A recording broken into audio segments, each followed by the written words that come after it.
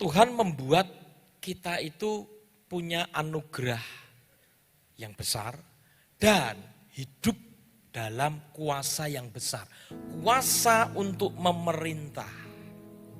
Bukan artinya kita menjadi pejabat-pejabat, menjadi orang berpangkat dan kemudian menjadi pejabat pemerintah. Kalau itu talentamu, puji Tuhan. Pakai itu untuk memuliakan Tuhan, bukan untuk diri kita sendiri. Tapi kebanyakan dari kita kan orang biasa, rakyat biasa. Betul? Yang dimaksudkan dengan berkuasa untuk memerintah, itu seperti Yesus mengajarkan kepada kita. Coba perhatikan, Yesus ketika melakukan pelayanan dan kemudian dia membuat banyak mujizat, ada orang kerasukan setan, legion dan lain sebagainya. Apa yang Yesus lakukan? Dia perkatakan sesuatu, dia berikan perintah kepada roh-roh itu keluar. Dan roh itu keluar. Mau tidak mau, perintah dari Yesus, perintah dari Allah itu berkuasa dan harus ditaati oleh yang ada di bawahnya. Ketika Yesus menyembuhkan, seringkali dia tidak hanya menjamah dan diam saja. Dia katakan, Efata, terbukalah. Dia katakan sesuatu untuk memerintahkan supaya terjadi mujizat. Ini yang dimaksud dengan kuasa perkataan. Amin. Jadi jangan hanya kita pasif diam saja. Tapi coba praktekkan hal ini dalam hidupmu. Karena Tuhan mengajar kita, perkataanmu penuh kuasa. Di dalam diri kita ada Roh Kudus. Amin. Percaya ini, di dalam hidupmu ada Roh Kudus. Artinya perkataanmu diurapi oleh Roh Kudus, jadi mujizat. Lah wong orang dunia aja percaya kok hal ini kok. Banyak motivator itu mengajarkan gini, katakan kepada dirimu sendiri. Kalau perlu kamu berdiri di atas cermin, kamu bisa lihat full dirimu sendiri. Lalu katakan kepada orang yang di dalam cermin itu, kamu bisa, kamu pintar, kamu orang sukses, kamu pasti bisa, kamu tidak akan kalah. Benar gak? Saya pernah ikut kelas seperti itu. Saya pernah ikut motivator seperti itu dan itu yang dia ajarkan. Kenapa? Karena ternyata dunia punya peribahasa. Mulutmu adalah harimaumu. Tergantung Anda mau pakai apa nih mulutmu. Perkatakan yang positif, jadi positif. Perkatakan yang negatif, jadi yang negatif. Karena itu saudara, kenapa kita tidak percaya malahan kalau mulut kita ini, lidah kita, bibir kita punya kuasa untuk memerintahkan sesuatu.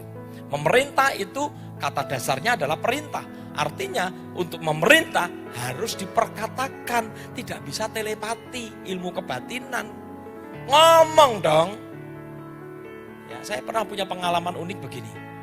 Saya itu di rumah saya dulu, di depan pintu utama masuk, saya pasang pot setinggi ini saudara kira-kira.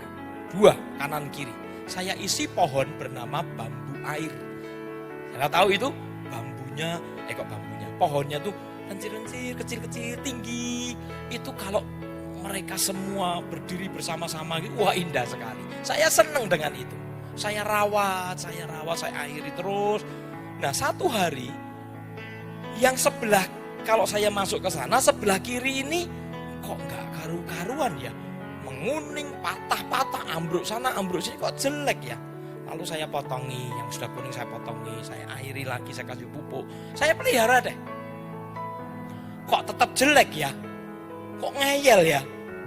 Nah, satu hari saya pulang malam hari bersama istri saya itu ada kesaksian hidupnya itu. Saya masuk, saya lihat, wah kok elek banget ya. Saya jengkel terus kemudian saya gini di sampingnya.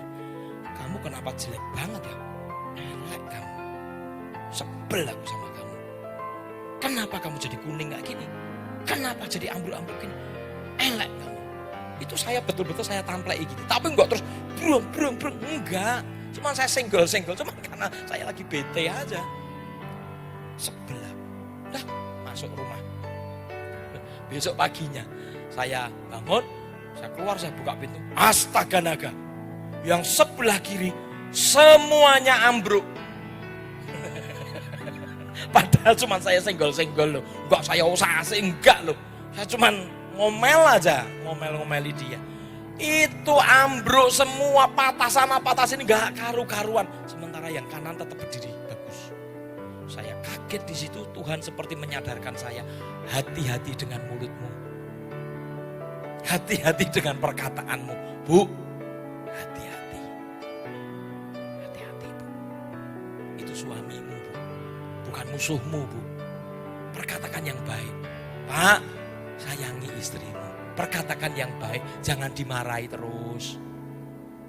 Anakmu, kalau salah, kalau belum bisa, jangan dimaki-maki. Perkataanmu berkuasa.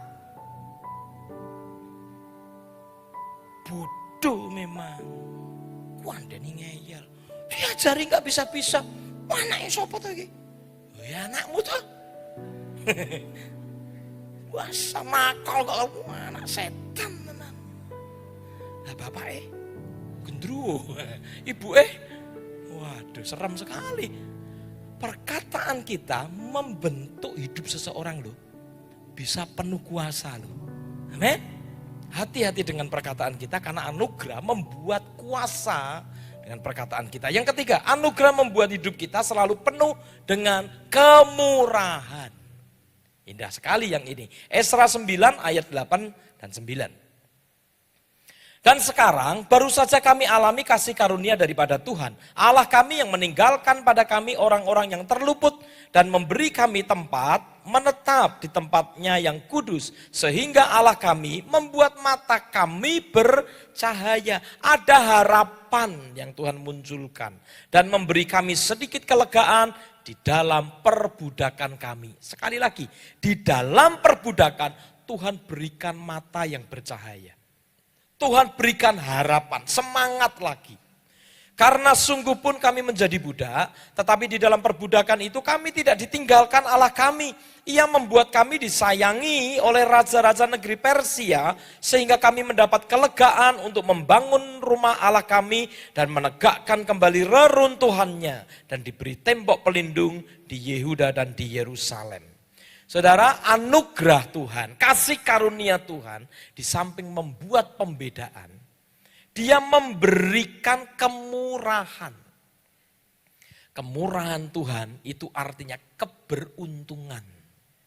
Orang lain boleh dengan susah payah, tapi Tuhan bisa membuat Anda tertolong oleh seseorang yang bahkan Anda tidak kenal sekalipun, tapi Tuhan berikan kemurahan, keberuntungan. Amin. Ini Israel sekali lagi di dalam perbudakan. Mereka nggak punya hak suara sama sekali. Mereka tertindas, tertekan, habis-habisan.